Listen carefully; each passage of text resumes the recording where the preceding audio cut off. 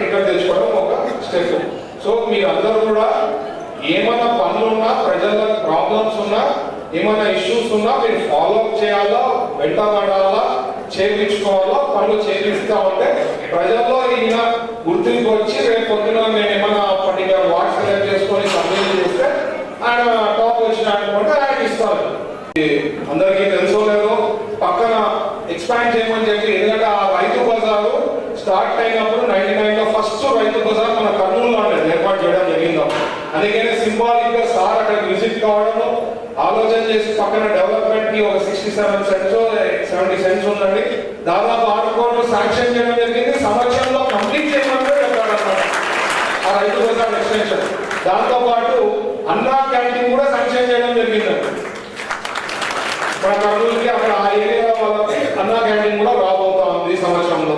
So అవన్నీ కొన్ని work out చేసి ప్లాంట్ గా, ఇదే కాకుండా మన కర్నూలుకే కాకుండా స్టేట్ లో ఉండే 175 నియోజకవర్గాల్లో ఆయన చెప్పడం జరిగింది సిఇఓ గారికి, వర్కౌట్ చేసి ఒక ప్లాంట్ గా రైతు బజార్ ఏ రకంగా డెవలప్ చేయాలా, ఏం చేయాలని చెప్పే ఉద్దేశం కూడా ఆయన ఇన్స్ట్రక్షన్స్ ఇవ్వడం జరిగింది. సో స్టేట్ శాతమైనంత వరకు మనం తెస్తా ఉన్నాము.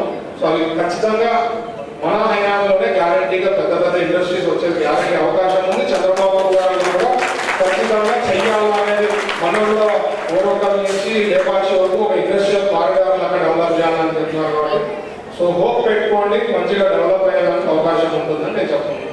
అలాగే తెలుగుదేశం పార్టీ అంటే బీసీస్ అంటే తెలుగుదేశం పార్టీ. సో సింబాలిక్ గా నేను ఏమనుకున్నానంటే బీసీ భవన్ 22 వార్డులో ఉందనుకుంటా బీసీ భవన్ ఫౌండేషన్ వేస్తున్నారు, కొన్ని పిల్లలు కట్టారు.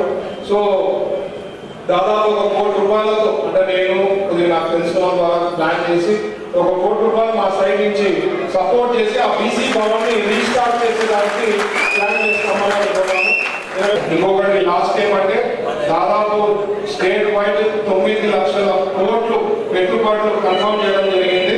సో మన కర్నూలు వచ్చేసరికి నేను మీకు చెప్పిన, ఇదే కాకుండా ఎయిర్పోర్ట్ లో మనకి ఎయిర్పోర్ట్ లో ట్రైనింగ్ కి సంబంధించిన సెంటర్ కూడా బాంబేకి సంబంధించిన అతను వ్యక్తి ఈ మధ్యన టెండర్ వేయడం జరిగింది. దాదాపు ఫ్లైట్లు అయితే బాగున్నాయండి, పైలట్లు ట్రైనింగ్ లేదని చెప్తున్నారు. ఇప్పుడు మనం చాలా మంది ఆలోచిస్తుంటాం డాక్టర్లు ఇంజనీర్లే చదవాలా, డాక్టర్లే చదివితేనే